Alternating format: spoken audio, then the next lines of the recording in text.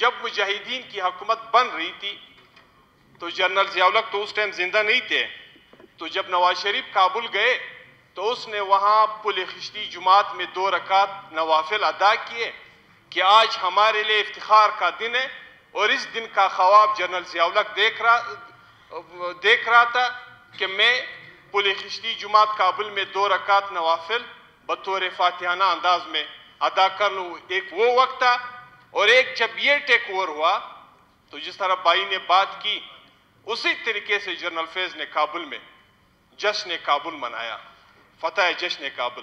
تو ابھی مسئلہ یہ ہے کہ جھگڑا کس بات پہ ہے؟ جناب اسپیکر، یقیناً آج کا یہ قرارداد چمن سے متعلق ہے۔ میں وہاں کا ایک نمائندہ کی حیثیت سے اس پہ بات کرنا مناسب سمجھتا ہوں۔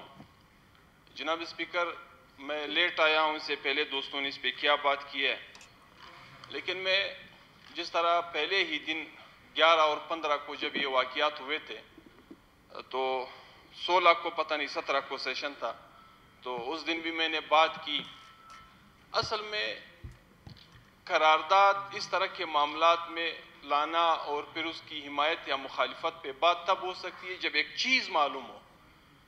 ہمیں تو آج تک اس واقعات کے اصل محرکات کا پتہ نہیں ہے کہ یہ جھگڑا کس بات پہ ہے۔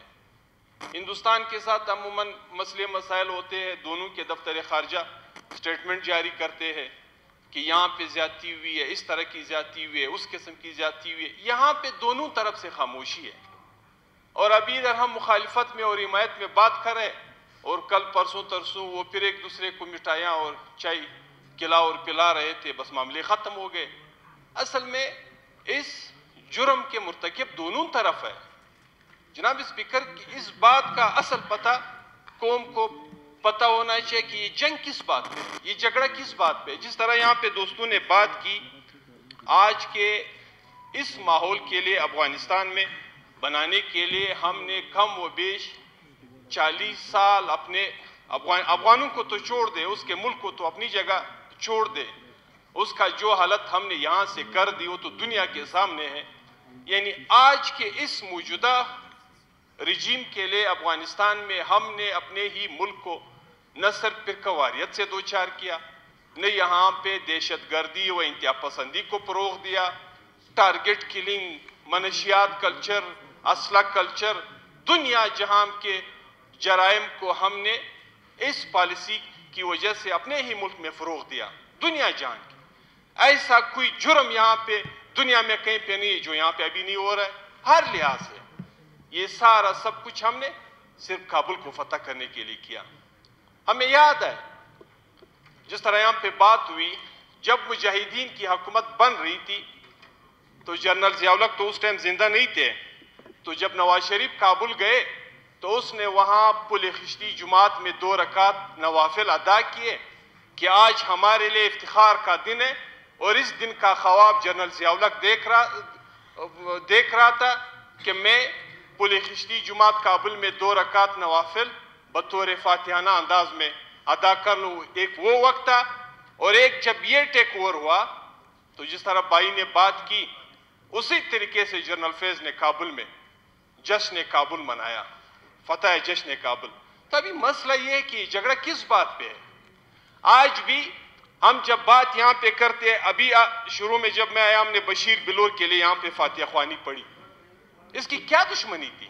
یہ دہشت گردی ہمارے ملک میں کس کی وجہ سے پھیلا، جس کی نظر عوامی نیشنل پارٹی سے لے کے ایون ہمارے فورسز تک، جرنیلوں تک، پولیس سپاہیوں تک، لیویز تک، سیاسی ورکرز تک، وکلاء تک، 8 اگست کا واقعہ ہمارے ہم سب کے سامنے ہے۔ اس طرح کے ہزاروں واقعات جس نے ہمارا خون پانی کی طرح بہایا، جس میں ہمارے سیاسی ورکر سے لے کے ہمارے قیادت تک کسی کو نہیں بخشا گیا، یہاں تک کہ ہمارے علماء کرام بھی اس کی نظر ہو گئے۔ ابھی میں آپ کے توسط سے پوچھنا چاہتا ہوں، جمعیت علماء اسلام کی اس ایوان میں کافی سینئر ساتھی بیٹھے ہوئے، مولانا حسن جان جیسا بندہ بھی اس دہشت گردی کی نظر ہوا۔ اس دہشت گردی کی نظر مولانا نور محمد جیسا عالم باجوڑ کا وہ بھی نظر ہوا، اور اسی دہشت گردی کی نظر کرنے کے لیے آپ کے مولانا فضل الرحمان پہ 1 نہیں 2 نہیں سینکڑوں حملے ہوئے۔ یہ زندگی دینے والا تو اللہ ہے اور لینے والا بھی اللہ ہے، یہ اپنی جگہ. اور اسی دہشت گردی کی وجہ سے ہمارے کوئی گھر اس طرح کا نہیں بچا جو کسی نہ کسی طریقے سے اسے متاثر نہ ہوا ہو. تو جب اس کے لیے ہم نے پورے ملک کی سطح پہ آج بھی جناب اسپیکر انہی لوگوں کی، اس میں کوئی گڈ اور بیڈ نہیں، یہ سارے ایک جیسے لوگ ہیں، آج بھی اس کی یہی پالیسیوں کی وجہ سے آپ کا پورا پشتونخوا دہشت گردی کی لپیٹ میں ہے. آپ کے تانے قبضہ ہو رہے، سی ٹی ڈی کے تانے قبضہ ہو رہے، اور یہ سارا سب کچھ پھر ان کے لیے پلینگ گراؤنڈ کس نے بنایا؟ پھر جنرل فیض اور بیرسٹر سیف نے. کوئی اس پہ بات نہیں کر سکتا ہے کہ فیض کون ہوتا ہے، بیرسٹر سیف کون ہوتا ہے کہ وہ پشتونوں کے زمینوں اور دھرتی کا فیصلہ کر لے. انہوں نے خود کہا کہ میں نے مذاکرات کیے اور خود کہا کہ میں نے افغانستان سے تمام انتہا پسند اور دہشت گردوں کو اپنے علاقے حوالے کر دیے، اور ان کو جس طرح کسی کے ماموں کا بیٹا ہوتا ہے، کسی کے خالہ کا بیٹا ہوتا ہے، اس طرح لوگوں کو لا کے کسی کو دیر حوالے کیا، کسی کو بنیر حوالے کیا، کسی کو سوات حوالے کیا. اور پرسوں، یہ میں نہیں کہتا ہوں جناب اسپیکر، یہ کوئی الزام نہیں ہے، ہمارے ملک کے سیکیورٹی اداروں کا سٹیٹمنٹ تھا کہ یہ مہینہ ڈیڑھ پہلے کی جو پالیسی یہاں پہ مذاکرات کے نام پہ بنائی گئی تھی، اس کا خمیازہ بھی ہم بھگت رہے. ہر 2 مہینے کے بعد ہم پچھلے 2 مہینے کے اعمال پہ پشیمان ہوتے ہیں، اور یہ تو 40 سال کی پالیسی ہے.